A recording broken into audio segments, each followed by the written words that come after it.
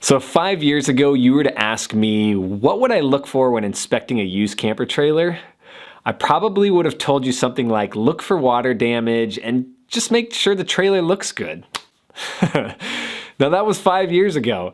Today, if you ask me that same question, I have 25 or more items that I specifically look for.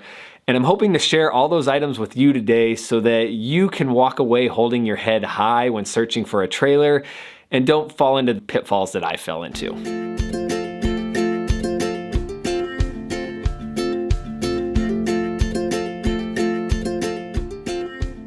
Hey everyone, welcome to Playing with Sticks. My name is Drew. This is a channel devoted to small camper trailers, some tips and tricks and just lifestyle hacks to help you basically have a more simple and gratifying camping experience. If that sounds like you might want to join the journey with us. So these 25 or more tips are my tips, and I don't know it all. And obviously you guys know a lot more than me because you're flooding the comment section with great comments. And that's why we all come here, right? It's the community, it's learning from each other. So make sure you're sharing your tips below to help us all grow together. So today we're just gonna look at the physical aspects of the trailer and then maybe one or two tips around those head games that we play with ourselves when purchasing trailers. So let's get right into this. So when you're thinking about trailer damage, you're thinking exterior and interior. The exterior damage, yes, it is bad, but it's really when that exterior damage makes its way inside the trailer, that's when you're gonna find those high costs and those high times associated with fixing those issues. So we're gonna touch on how you look at the exterior of the trailer and get some clues that's gonna help you look closer when you move into the inside of the trailer. So let's start with the roof. The roof is a great place to start your inspection, and so I would say bring a ladder. Is there any of you who are just like, I'm not gonna bring a ladder to the inspection? That would have been me 5 years ago. Today, you bet I am going to bring that ladder to the inspection. I don't care what people think of me. I don't care if it takes me, 20 to 30 seconds to pull it out and put it up. If I can get a bird's eye view of this trailer, this is a big investment. You're gonna wanna see it from every angle, and the ladder is gonna help you do that. So you've gotten on the ladder, you're looking up top. What I'm gonna look for first is bowing in the skin of the trailer. So if you're in somewhere like this that has a lot of snow or has a lot of rain, if that snow stays up on the trailer and it's not properly removed, you're gonna get bowing between the framing and that skin will move down. And that's just a potential for water to work its way in. So when I'm first pulling in to do this inspection, I am looking, is there a tarp on this trailer? And if there isn't a tarp on the trailer, does it appear the tarp has been on the trailer? Is the trailer all filled with pine needles and soot and tree sap, or does it look fairly clean? A trailer that's been loved and well taken care of typically has a tarp through the harder seasons when it's not being used. So you've looked for that. Now you've looked for those bow spots. The next thing you're gonna be looking for is there repairs done to the roof? So I'd look around each section of the roof. Has there been roof sealant placed on there and other signs of roof repair? And then I'd move to the vents. Is there a lot of repairs around the vents? Is there cracks in there? All this is giving you signs of where to look inside the trailer. So if you find anything up there that is remotely ringing some sort of bell, some sort of warning sign in your head, keep that in your head, because when we walk into the trailer, that's where you're gonna wanna take that closer look. So I'm gonna do a lot more exterior later, but right now, while you still have the roof in your head, I'm gonna take you right down into the interior of the trailer. So the first thing you're gonna do when you walk in your trailer, you're probably gonna step foot on a floor. Let's hope that trailer has a floor. If the trailer has a brand new floor, no? You don't get excited about it? Maybe you get excited about it. So to me, a new floor says, what are they covering? So what I'm gonna do, I'm just gonna push around on the floor, step in every single area. I'm looking for squishy floor, I'm looking for humps, raised areas in the floor. I'm gonna look on the edges of that flooring. Did they use that flooring to cover water damage? So I can see, was there damage on the cabinetry? Was there damage on the walls? So another tip is don't forget to remove and lift those rugs. So there's gonna be area rugs and throw rugs out, especially if this trailer is being lived in. Bring yourself some gloves. They're not always the nicest to move around. There's some gross stuff in some of these trailers. You never know. This trailer could be a mobile meth lab. So just be prepared to get a little dirty and move things around so you can see what you need to see. And then that's not it. Basically, if I see a new floor, I'm also gonna tell myself when I go back outside and check underneath the trailer, I'm gonna wanna look to see if there's damage to that subfloor as well. Now, if you do all these inspections and the floor checks out, give yourself a pat on the back because you've already found a trailer with a new floor and you don't even have to do that work. But all these things are possibly signs, so just keep them in your head. So I talked about a floor hiding potential damage. I would say the same thing with paint. So now you're gonna look around that trailer. Is it newly, freshly painted? Again, lucky you, you got a new painted trailer, but I would worry. I would look at least twice to make sure, is that paint covering damage? Now, it's gonna be a little harder to find that damage if it's been covered. So typically you'd see water damage that's brown, and you will find that if it has come after the paint has been on. But you're gonna be looking more for like waves in the surface. Kind of think of, have you seen a toilet have some issues and the plumbing went bad and now the water's running down your walls? You're looking for that waviness in the wall, the soft areas. You know, the drywall is just getting kind of mushy. You're kind of looking for the same thing in the wood paneling of your trailer. The last area in the inside I would look for water damage is really the two most notorious areas for water damage. Most of you probably know what these are: windows and roof vents. So what I would do, go to every window, check around it. Again, look for discoloration, soft spots, any sign that water's been there. Go up to the roof vents, look to see if they've done repairs. And then look in there for cracks because maybe the water damage hasn't got there yet, but it's gonna come because there is some open areas to the exterior. Now I mentioned there were two notorious areas for most trailers, but another area I've noticed, if you're looking at a vintage trailer, the backs of the trailer for some reason tend to have a lot of water damage. And I'm not sure if that is like how it's stored and the water runs back or how it's towed, but pretty much every vintage trailer I've walked in here in Alaska, that back, if you were to rip out that skin, you're gonna find quite a bit of water damage. So really look closely there. So water damage, the first thing I would look for is delamination of the panel. So your wall paneling, go up to it, push on it. It should stay there solid. It's either up against some plywood or up against the frame, but if it's coming in and out, you have some delamination. Now that doesn't always mean water damage, but it's a pretty good sign that you do have some water damage there. Okay, let's talk electrical now. Bust out your solar portable generator. You should have this, right? I've been talking about this. Everybody needs one of these. Take that solar portable generator, hook it up to the shore power. Now you're gonna be able to power everything in the trailer. Does the lights come on? Does the refrigerator come on? Does the pump to the shower work? Think about anything that needs to run on electric and try it out. Now, if we're talking electric, I'd also talk the exterior. This is also a time you're going to need to get in there and pump those brakes on your vehicle. Connect to that wiring harness, make sure the brakes work, the blinkers work, the running lights, because if they don't, you're gonna have a hard time getting that trailer home. And if that is the case, there's an easy way around this. We buy those magnetic trailer wiring kits from Amazon. They're like less than $20. They're basically brake lights, tail lights, running lights that you can wire straight to your wiring harness, and they hook onto your trailer with magnets. And we carry them with us all the time. We've owned enough trailers now, and those of you who've owned trailers will know what I'm talking about. These electrical systems, in terms of the towing package, tend to go out. So it's gonna happen sometime in the lifetime of the trailer, and you might as well have a less than $20 backup to get you home safely. now we move to the gas. Hook up that propane, check your stove, your oven, check the heater. Is it all running? Does it all work? If you have a vintage trailer, check that refrigerator that may run off the gas. Check the lights that may run off the gas. If your electrical and gas work, boy, you have saved yourself a lot of time when you get home. So again, pat yourself on the back. Now this isn't for all of us, but for those of you who are purchasing a trailer that has fabric or canvas embedded in it, this is a great time to look for mold.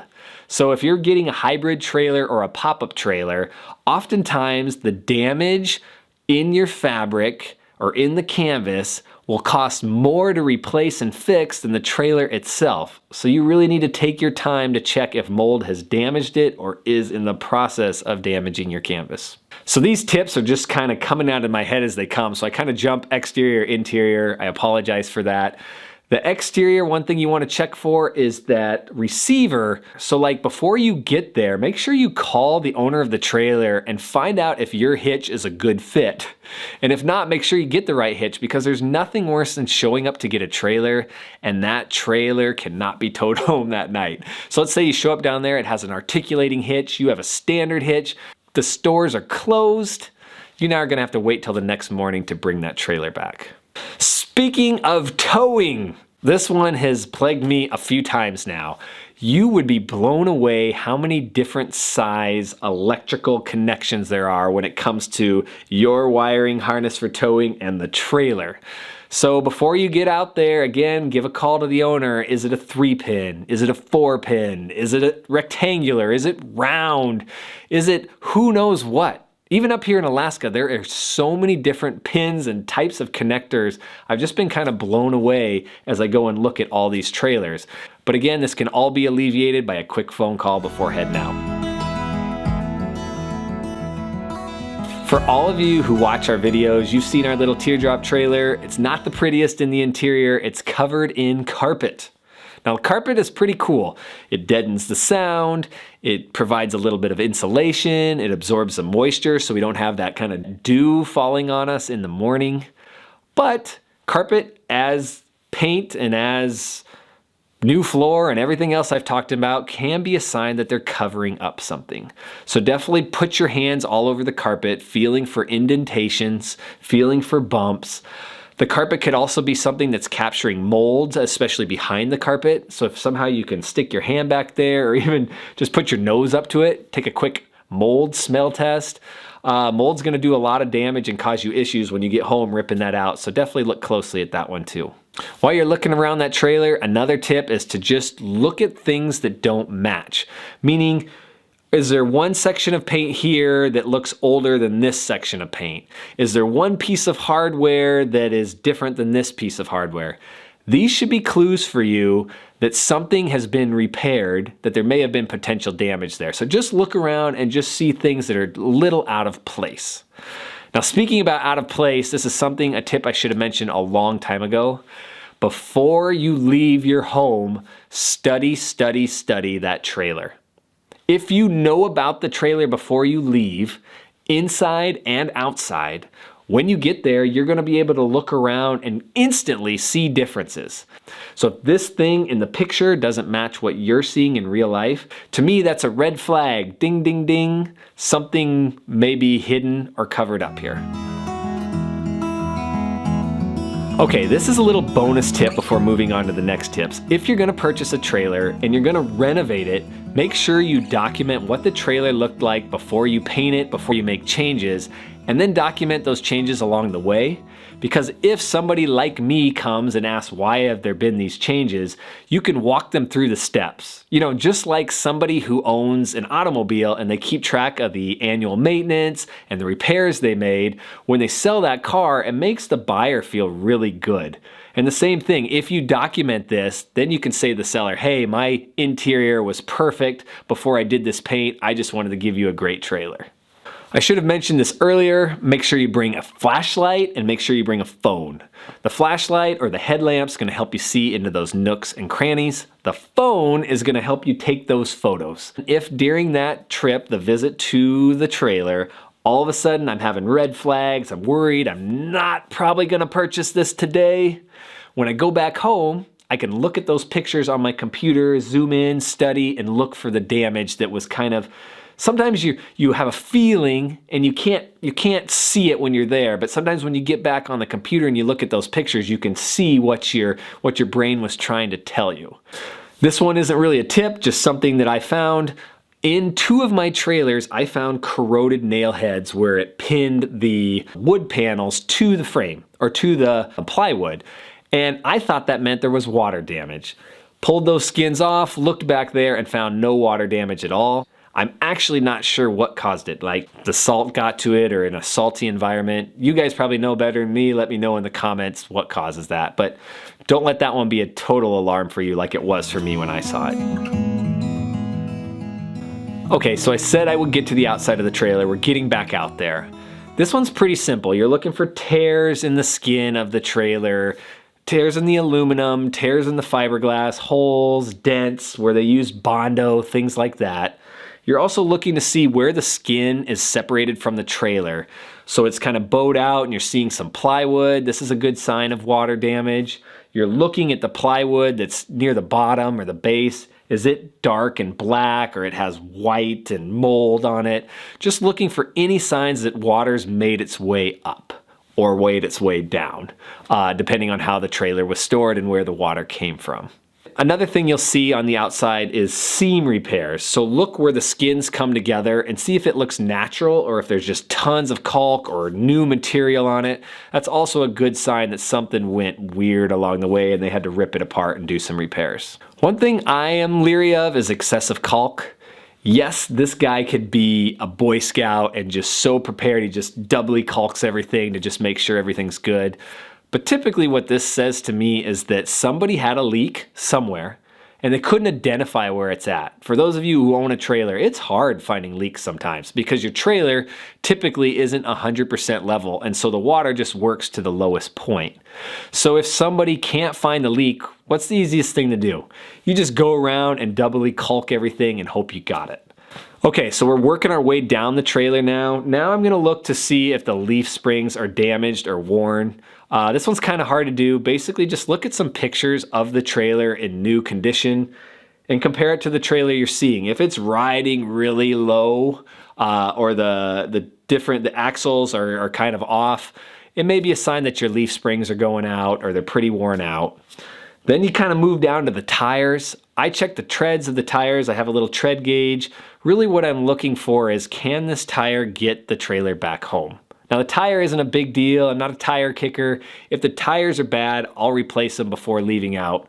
But tires are really dangerous when it comes to moving on the highway and having a blowout.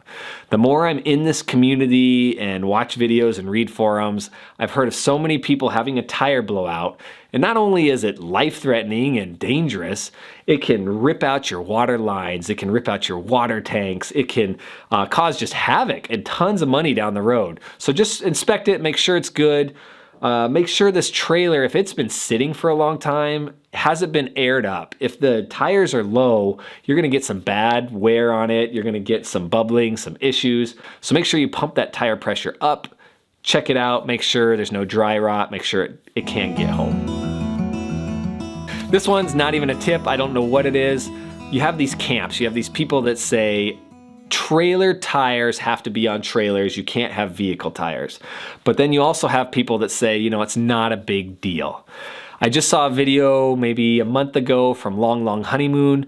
I think it was their Airstream. They're saying they went to the dealership and the dealer told them they can put on regular vehicle tires, certain ones, and they're actually more effective, less blowouts, so they go longer. Basically, a trailer tire is designed to be stronger when stored not moving. So if you have a trailer that's going to be parked for a long time, they suggest trailer tires. So I think trailer tire versus automobile tire, you know, it's a discussion that you guys could probably have in this comment section. Okay, sorry I'm talking so quick. The battery and the memory's going out. We've worked our way down to the tire. It is now time to get on your back, on your belly, under this trailer. So bring some clothes because you're gonna have to get under there. These trailers are pretty low, these small camper trailers. You're gonna get under there with that flashlight or that headlamp. You're gonna look around, you're looking at that plywood underneath the trailer, seeing if it's rotted out, if there's water damage. So you're looking at the electrical under there now if your trailer has it. This is a place where it can easily get cut under the trailer. And then the main thing you're going to be looking for is checking that the axles look good. If you're not familiar with axles, just make sure there's not a lot of corrosion, that both sides look similar, that there's nothing broke, that there's no cracks. And then you're gonna look at the frame. Make sure the frame has no cracks in it, not a lot of corrosion. And then the big thing for me is looking to see if that frame is twisted. If that frame is twisted, that means it has been in an accident, and that is definitely not a trailer you wanna get. Okay, I'm not done with the tips yet, but I said I'd mention the head games. When we go to buy a camper trailer, we just see ourselves in the end result. We see ourselves at the river, hanging out with our family, relaxing, and that causes us to make poor decisions when purchasing this trailer. So those alarms go off, but you don't hear them like you normally would. You almost suppress them because you're so excited about the end result. You're like, I'll fix that down the road. But basically, any repair you think you're gonna have to do, probably double the time, double the cost you think it's going to cost you. So my trick around this, when you go out, pretend you're buying this trailer for your best friend, or let's say your mother-in-law, that's even better. So for your mother-in-law, you're gonna listen to the red flags, you're gonna really narrow in on the details, because she says, here's $2,000, pick me up a trailer and bring it back. You're gonna make sure that trailer is in the right condition for her. But if it's for yourself, I'm telling you, you may make some dumb decisions that you'll regret later. So this tip comes in all caps. Ask questions. And I don't mean questions about the trailer. Those questions are good too. Ask about their lifestyle. How much did you use your trailer? Where did you take it? How long do you store it? How did you do this? How did you do that? And you come to know if that person was truly connected to their trailer. So all of us, we know, like when you get a trailer, your heart becomes part of that trailer. And you can figure that out really quickly when talking with someone. And if you feel a disconnect or they don't understand the trailer, it's a warning sign. Maybe they're just selling it for someone. Maybe they just got the trailer and they don't even know about its past and history. They don't know which damage could be possibly in there. One of the last trailers we tried to purchase, the guy had no clue what his trailer was. He was saying, it was waterproof and you didn't need to do these things and you don't have to seal this and do this. And we were like, oh my goodness. And we studied this trailer. We knew all its faults and all the issues people have had over the years. And then we started seeing things in the trailer that didn't add up and his stories didn't add up. And we wanted that trailer, but we walked. And now we have a different trailer, and I think we feel really good about that decision, and that was because of all the questions we asked. This tip is for after you purchase your trailer. I like to get my frame inspected on the trailer, and that just gives me a peace of mind knowing when I go and renovate the trailer that everything is, fixed. It would be horrible to just do the whole renovation, get out on the road, and find I have a frame issue. We typically pack our own bearings, but when we first get a trailer, we have them go get professionally packed from a trailer dealer, and then when they're under there, you can just say, hey, can you look under there, make sure everything looks okay. And even if they don't throw that in for free, having them do a little inspection under there shouldn't cost you too much money. So for those of you who haven't seen our 18 RV safety tips or our 7 tips to prevent theft of your trailer, I think if you enjoyed this video, you're gonna really like those. And just share in the comments more tips that you guys know, because I don't know them all, right? I'm learning, just like you guys are learning. We're all learning in this together.